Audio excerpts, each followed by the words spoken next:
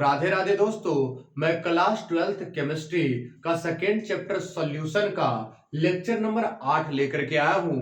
और आज मैं इसमें अनुशंक गुणधर्म का दूसरा गुणधर्म क्वथनांक में उन्नयन पर चर्चा करने वाला हूं। सबसे पहले समझा दें कि क्वथनांक क्या होता है और उसके बाद क्वथनांक में उन्नयन। एक शब्द है क्वथनांक, जिसे बोलते हैं बॉइलिंग पॉइंट, जिसे कहते हैं बॉइलिंग पॉइंट। सवाल उठता है कि क्वथनांक क्या है। सवाल उठता है क्वथनांक क्या है। ध्यान से समझिएगा, ध्यान से समझिएगा। ये मान लेते हैं वायुमंडलीय दाब है, वायुमंडलीय दाब है, और यहां पर कोई द्रव लेंगे तो द्रव का भी कुछ ना कुछ अपना वाष्प दाब होगा, द्रव का भी वाष्प दाब होगा। जब धीरे धीरे इसको गर्म कीजिएगा तो द्रव का वाष्प दाब बढ़ते जाता है, और एक समय ऐसा आता है कि द्रव का वाष्प दाब वायुमंडलीय दाब के बराबर हो जाता है। वह न्यूनतम तापमान जिस पर किसी द्रव का वाष्प दाब वायुमंडलीय दाब के बराबर हो जाता है उसे क्वथनांक कहते हैं। वह न्यूनतम तापमान जिस पर किसी द्रव का वाष्प दाब वायुमंडलीय दाब के बराबर हो जाता है उसे क्वथनांक है। अब समझा दें कि क्वथनांक में उन्नयन क्या होता है। इसके लिए फिर व्यंजक भी डिराइव कर देंगे। तो समझा दें कि क्वथनांक में उन्नयन क्या होता है। ये मान लेते हैं कोई ए शुद्ध विलायक है, मान लेते हैं ए कोई शुद्ध विलायक है, इसका वाष्प दाब PA नोट होगा। जब इसमें ठोस अवाष्पशील विलय, ठोस अवाष्पशील विलय मिलाते हैं बी, तो इस बना यहां पर विलयन, और विलयन का वाष्प दाब PA नोट से PA हो गया। तो PA नोट से PA हो गया, तो यहां पर यहां आते आते घटा है PA note greater than PA, अर्थात यहां से यहां जाते जाते वाष्प दाब घटा है, क्योंकि आपने ठोस अवाष्पशील विलय के कण मिलाए हैं। और जब ठोस अवाष्पशील विलय के कण मिलाते हैं तो ये जो द्रव के सतह है उसको घेरता है, और जितना मात्रा में वाष्पित होकर के वाष्प बनना चाहिए था उसको रोकता है। रुकेगा तो वाष्प दाब कम होगा, और वाष्प दाब कम होने के कारण क्या घटनाएं होती है ध्यान समझिए। अगर एक ग्राफ ले, हम एक ग्राफ ले, इस पर वाष्प दाब को, वाष्प दाब, और इस पर तापमान को ले, इस पर वाष्प दाब को, इस पर तापमान T को। अगर यहां वायुमंडलीय दाब है, ये लेवल है वायुमंडलीय दाब का, वायुमंडलीय दाब का, ये मैंने लिया शुद्ध विलायक, शुद्ध विलायक, इसका तो PA नोट होगा, A है शुद्ध विलायक, तो इसका वाष्प दाब ये है। जब इसको मैंने धीरे धीरे धीरे धीरे धीरे धीरे धीरे धीरे धीरे धीरे धीरे धीरे करके गर्म किया तो इसका टेम्परेचर है, किसी टेम्परेचर पर इसका वाष्प दाब वायुमंडलीय दाब के बराबर हुआ, तो शुद्ध का है, ये बोलेंगे शुद्ध का क्वथनांक TB नोट। क्या बोलेंगे? TB note. मैंने जब इसमें ठोस अवाष्पशील विलय के कण मिलाई तो इसका वाष्प दाब PA नोट से घट करके PA हो गया, और PA हुआ। जब इसको मैंने धीरे धीरे करके गर्म किया तो यह भी वाष्प दाब तक पहुंचा, लेकिन इसको टेम्परेचर ज्यादा लगी, तापमान ज्यादा लगी। तो तापमान ज्यादा लगी तो कितना ज्यादा लगा? अब जो ये हुआ विलयन का, इसे बोलेंगे TB, तो TB नोट से TB तक जाने में इतना टेम्परेचर ज्यादा लगा, तो इसे बोलते हैं डेल्टा TB। तो डेल्टा TB बराबर TB note minus,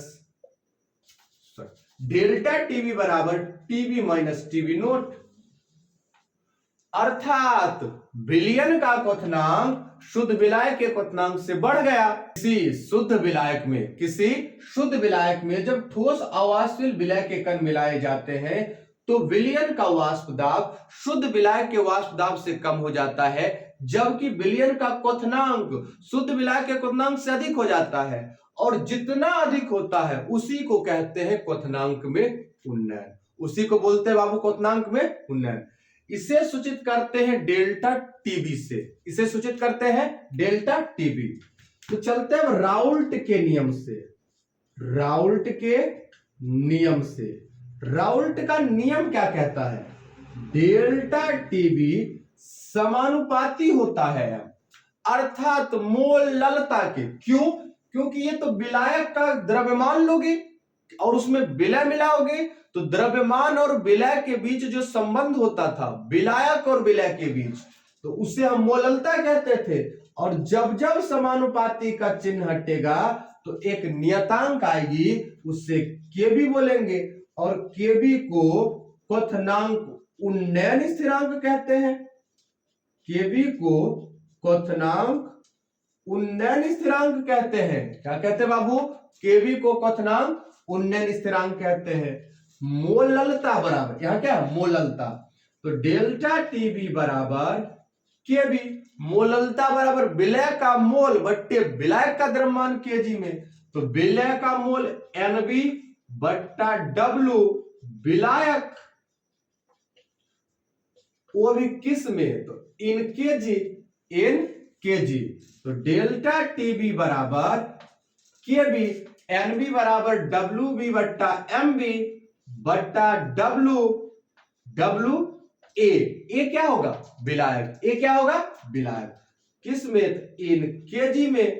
पलटिए, delta TB बराबर केबी डब्ल्यू बी बट्टा M B into W A. W A अगर इसको ग्राम में लेंगे तो ऊपर 1000 से गुना करना पड़ेगा। तो यह है क्वथनांक उन्नयन का डेरिवेशन। यह है बाबू क्वथनांक उन्नयन का डेरिवेशन। क्वथनांक में उन्नयन में चर्चा करने के बाद अब जो चर्चाएं होंगी वो होगा हिमांक में अवनमन। हिमांक में अवनमन समझने से पहले, हिमांक में अवनमन समझने से पहले हिमांक समझ आनी जरूरी है। सवाल ये उठना चाहिए कि हिमांक क्या होता है? हिमांक क्या होता है? ध्यान से देखिए, ये द्रव है, मान लेते पानी है, पानी है। पानी को जब धीरे धीरे करके ठंडा करते हैं, पानी को जब ठंडा किया जाता है तो ये धीरे धीरे जब 0 डिग्री सेल्सियस पर आता है ये बर्फ बन जाता है। तो द्रव से ये ठोस बना, द्रव से ठोस बना। वह न्यूनतम तापमान जिस पर किसी द्रव का वाष्प दाब उसके ठोस प्रावस्था के वाष्प दाब के बराबर हो जाता है उसे हम हिमांक कहते हैं। वह न्यूनतम तापमान जिस पर किसी द्रव का वाष्प दाब उसके ठोस प्रावस्था के वाष्प दाब के बराबर हो जाता है उसे हिमांक कहते हैं, उसे बाबू हिमांक कहते हैं। तो अब हिमांक में अवनमन समझा दे। तो ये कोई ए शुद्ध विलायक था, और जब शुद्ध विलायक, ए कोई शुद्ध विलायक है जिसका वाष्प दाब पीए नोट है, जब इसमें ठोस अवाष्पशील विलय बी मिलाई गई तो इसका वाष्प दाब घट करके पीए हो गया, इसका वाष्प दाब घट करके पीए हो गया। ध्यान से समझिएगा, यह अगर मैं एक ग्राफ बनाऊं और इस पर लूं वाष्प दाब को, मैं इस पर लूं वाष्प दाब को और इस पर लूं टेम्परेचर को, तापमान को, टी को, तो यहां मान लीजिए पीए नोट शुद्ध विलायक का वाष्प दाब है, शुद्ध विलायक का वाष्प दाब, और ये लेवल ठोस प्रावस्था का वाष्प दाब,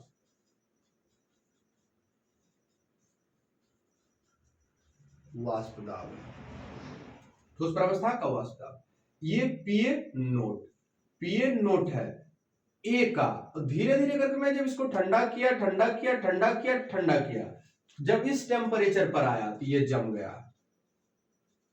जिस टेम्परेचर पर आकर के जमा, शुद्ध जमा है, इसीलिए टीएफ नोट बोले उसे।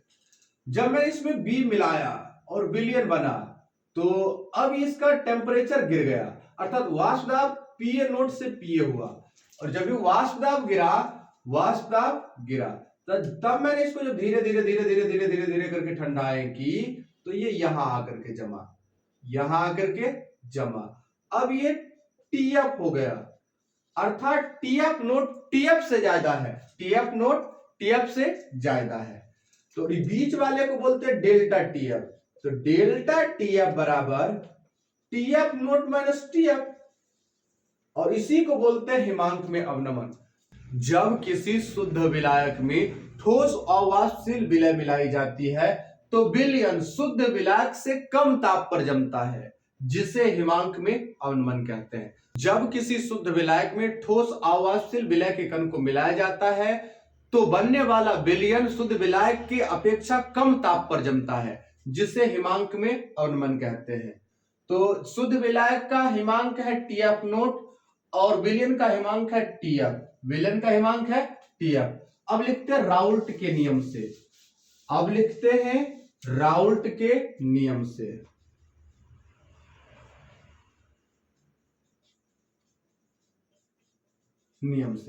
राउल्ट का नियम कहता है हिमांक में अवनमन ये समानुपाती होता है मोललता का। तो डेल्टा टीएफ समानुपाती का चिन्ह हटेगा, एक नियतांक केएफ आएगी। केएफ को बोलते हैं